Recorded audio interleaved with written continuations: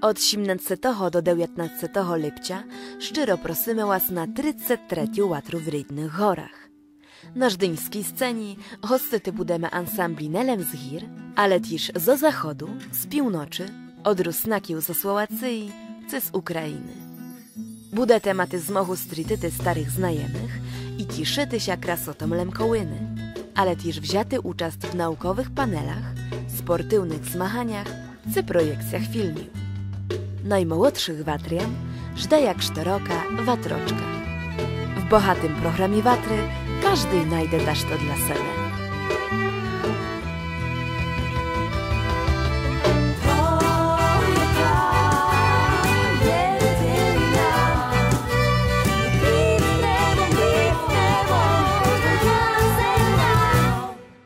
Watra Żdynia, hory maj w sercu i dookoła sebe.